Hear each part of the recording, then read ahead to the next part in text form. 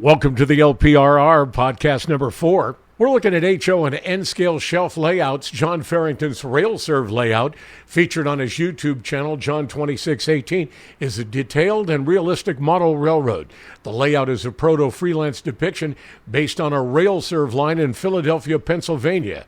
The layout is designed to fill into a compact space, making it ideal for apartment living, yet it provides rich operational opportunities and intricate details.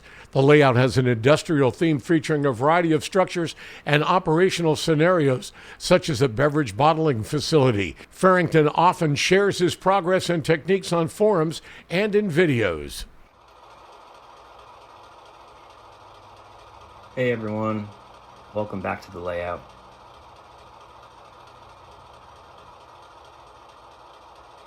Yeah, there's been some changes. Over the past year and a half, I've been in the process of having a house built, and as you can imagine, it's been full of delays. But now I have been in the house for a few months, and I'm finally getting around to modeling again. It's really easy to want to cram as much railroad into the space, but I really force myself to allow enough space for my work area. One of the many things I've learned over the years is I seem to enjoy modeling a little more than railroading, so a comfortable space was important for me. But as you can see, I have been enjoying the new space and working on a few projects. One being a new locomotive for the layout. I'll go into more detail in a future video. Now for the layout. I'm going to stick with the industrial complex concept from the old layout. As much as I would like to incorporate the old layout, it's just not going to work. Having two rooms available, I decided to keep one for workspace and the other for the layout. Although I decided to go through the wall and have an off-site staging in the workroom.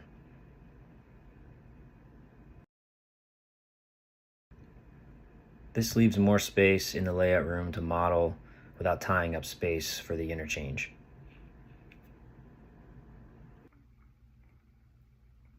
So the Somerset Industrial is a fictitious location modeled after several prototypical industries in central New Jersey. It will be still serviced by rail serve and interchange with Norfolk Southern.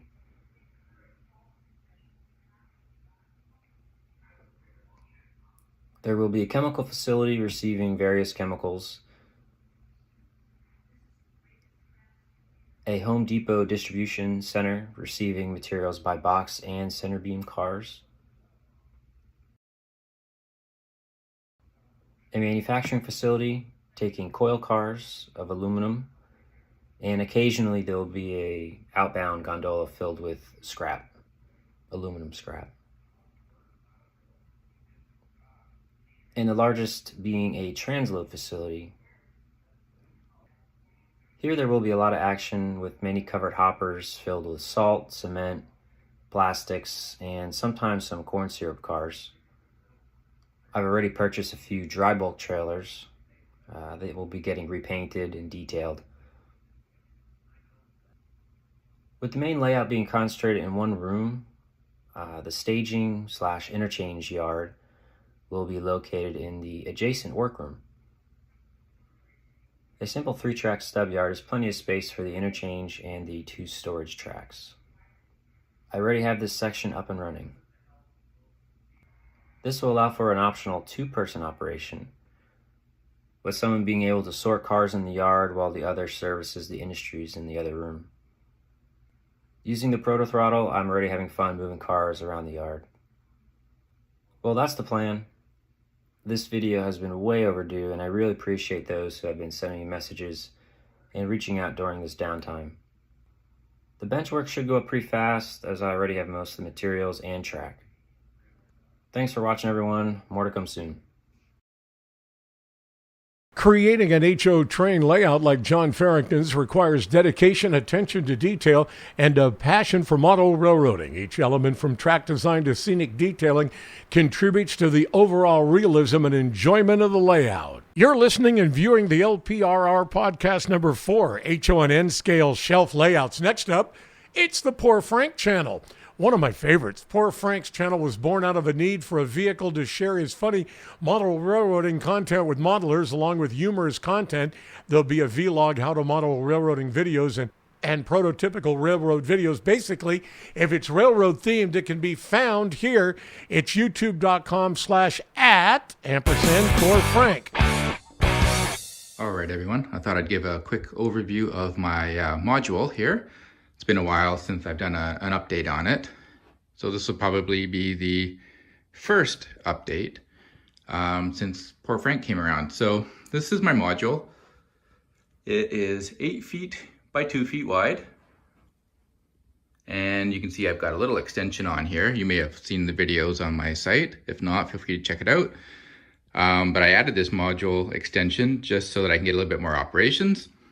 Primarily because, as you'll see here, when I'm pulling cars off that siding down this way, I don't have much room to clear this final switch if I want to cross them over onto the other track or do any sort of runaround maneuvers. And so you can see here, I can maybe get an engine and a car, maybe 2 cars, depending on the length, past that last switch. So this extension really helps out with that. So as far as my room goes, this module is smack in the middle. The goal with this module was just to practice some scenery techniques, because I eventually want to build a layout that goes around the room. This room is 13 feet by 13 feet. Has a door, which is kind of annoying if you want to do any sort of continuous operations. But you can see here, this is my sort of lighting setup right now. I bought these lights for filming, and it just provides a really nice light when filming. Light is your friend with video. Coming around the front here, you can see I use Digitrax for my control. And the only building I've got on my module is this one here. So this building is like from 1995, 1996. And it'd been unbuilt forever. And I finally decided to build it for this module just to get some practice and my weathering and that. Wired it up with some Woodland Scenics, I think it's just plug-it wiring, is what they call it. So that's really handy. That's actually really slick. Makes it super easy to get nice lighting. So both those buildings are lit up, both inside and on the outside like that. I'm just gonna pan really quickly here. Don't throw up. Come down here. This is my underpass. So vehicles will obviously pass straight through where that sanding sponge is. But if you look just above it, I've also got more Woodland Scenics just plug-it lighting in there. And that lighting is great because you can dial the brightness up and down. So if you don't like it, it's so easy to fix. So the reason this isn't scenic here just yet is A, I'm lazy. B, I really don't want to do any more sanding on this, but I have to. I got to finish getting this road in place, spray up those walls, and then I've got a black asphalt type product I'm going to put down on here from Vallejo. I think they call it lava mix or something like that, but I'll probably do a video on that because that's probably going to be an interesting build. And that will finish that up, and that'll allow me to get the scenery finished. So these foreground trees are all made from wire. And what I've done is I've wrapped this like 26 gauge wire, florist wire, around a bamboo skewer. And you just leave little loops sticking out every once in a while to make branches, and then you cut those loops, and it makes it double the branches when you do that. It's a technique I just found on YouTube somewhere, and maybe I'll do a video on it at some point. But it sure makes some really nice, realistic looking branches with a static grass that's on there, about 3mm static grass. These ones in the back are background trees. I'm not that happy with them. I need to do some trimming on them. You can see the branches are just a little too long right here, or right here at the top. So I need to make those a little shorter, get more of the tree shape going, and then I'll judge. I don't know, these were made with wire with sisal rope placed in between and then spun up in a drill. Again, another technique I've seen a few do. All of my turnouts are fast tracks number 8s on this layout. There's 5 of them. The track here is code 83, microengineering track. The siding is code 70, so a little bit lower profile. Lots of details in the back I still have to do. All that gravel needs to be redone. More bushes added, things like that, texture. Obviously this hill has been my lazy project. It just needs to get finished and coated with gravel. What you're seeing right now is basically a hard shell scenery that I've made with brown latex paint, light brown latex paint, with some tan sanded grout sprinkled into it while it's wet. And so that's what you're looking at there. And you can see in the front here, I had done that as well. But I've gotten to taking a bit of a liking to this. So this is some outside dirt that's been sifted, and I've taken all the big chunks and rocks out, and yeah, I think it looks a little bit more realistic, a little bit more texture in that. What else about this layout has changed? I'm gonna pour some water here. Just need to get some more details in the riverbed there. This is supposed to just be a bit of a river that just comes in and then disappears.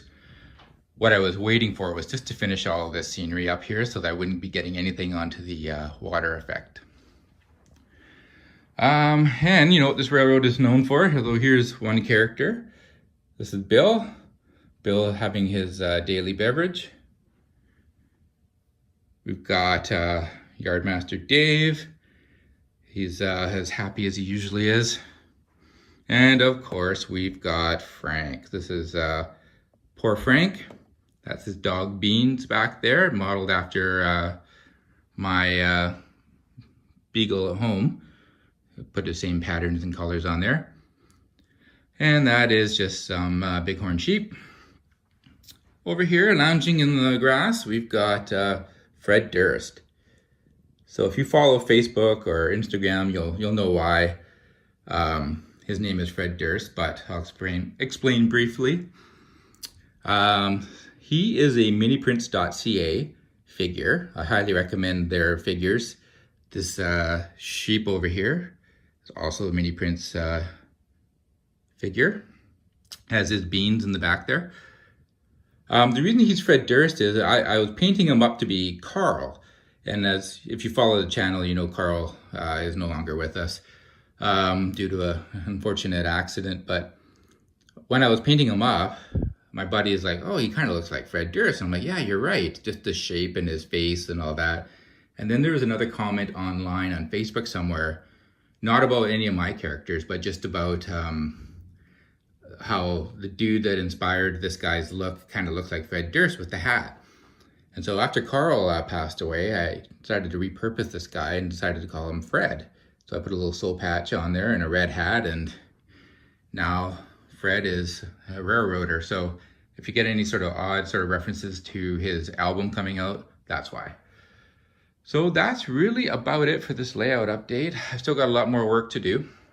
I should mention this is just a temporary sort of scenery thing that I clip it on with a pair of clamps on the back. So when I'm filming, I'm not seeing all of this in the film.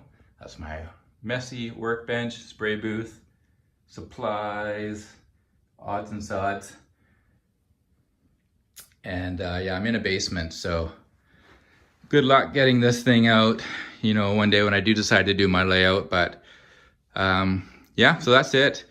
Thanks for watching. Don't forget to like, subscribe, give me a thumbs down, whatever you want to do. I'm cool. And yeah, we'll catch you in the next video.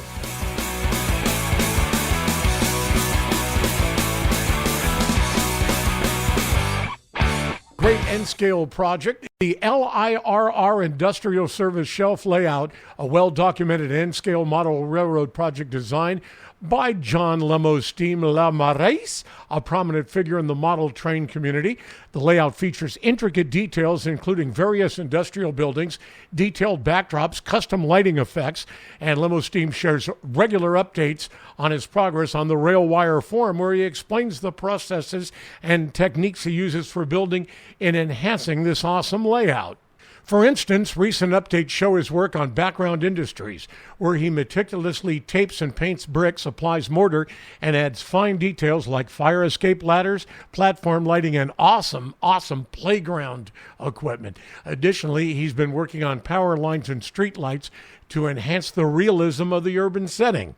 Lemostime is also known for his creative storytelling throughout his layout, incorporating elements like a burnt tree struck by lightning, a sense of history and depth to the scene. You can find more on the RailWire under LIRR.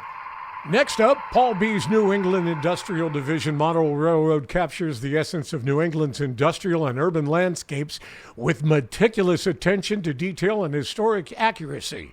His layout showcases a variety of scenes, including urban areas, industrial zones, and rural settings, each filled with carefully crafted buildings, vehicles, and other elements to reflect different eras in New England's railroad history. Paul B's YouTube channel features numerous videos where he provides tours of his layout, shares techniques for building and detailing structures, and demonstrates operational sessions. His latest on an abandoned siding track in the yard was just awesome. These videos are valuable resources for both beginners and seasoned model railroaders interested in enhancing their own layouts. For more information and to view his detailed work, you can visit Paul B's YouTube channel by searching Paul B. New England Industrial Division Model Trains on YouTube.